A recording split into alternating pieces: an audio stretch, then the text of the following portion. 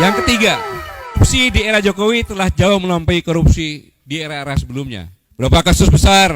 Contohnya kasus PT Asabri 23,74 triliun, Jiwasraya 13,7, EKTP 2,3, TPP 37,8, Bansos Covid 1,2, kasus BTS 8 triliun, total kerugian negara 93,32 triliun. Ini fenomena gunung es yang ketangkep saja, yang belum ketangkep pasti akan lebih. Dan ini secara tidak langsung Undang-Undang Omnibus Law sama korupsi yang besar ini adalah merampas hak-hak generasi muda ke depan. Karena APBN ini adalah untuk pembiayaan pembangunan yang disiapkan untuk generasi yang akan datang. Demikian juga tentang masalah sumber daya alam yang kita miliki. Sudah dihabiskan. Jadi generasi yang akan datang tinggal gigit jari. Belum marah ya? Oke, enggak apa-apa. Selanjutnya, dalam tanda kutip pengkhianatan di IKN.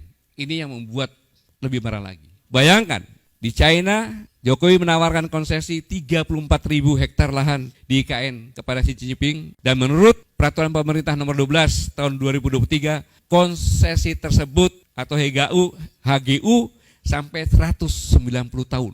190 tahun.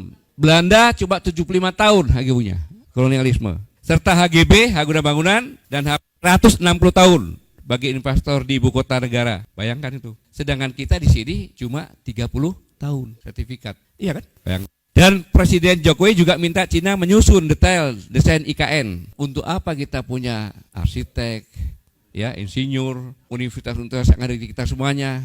Kenapa nggak distrikin? Dan Xi Jinping dengan Jokowi menandatangani 8 kesepakatan. Ada 4 kesepakatan yang sangat berbahaya. Pertama, Cina akan menjadi driver utama penyelesaian IKN.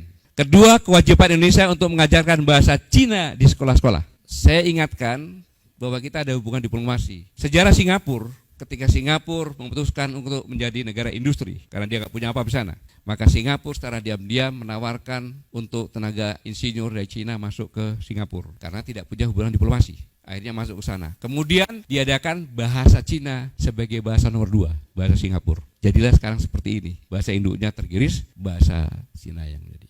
Kita punya hubungan diplomasi, jadi akan lebih cepat seperti Singapura kalau kita tidak marah dan diam-diam saja. Selanjutnya selain kewajiban untuk mengajarkan bahasa Cina di sekolah-sekolah, membuat 30 rumah sakit Cina di kota-kota besar.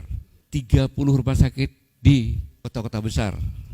Bayangkan nih, apa yang terjadi. Keempat, yang lebih mengerikan lagi adalah pusat penelitian dan pengembangan bersama antara Indonesia dan China. Kalau namanya sudah pusat penelitian, itu adalah rahasia negara. Kita buka semuanya. Nah, seorang intelektual yang mengetahui ini pasti marah.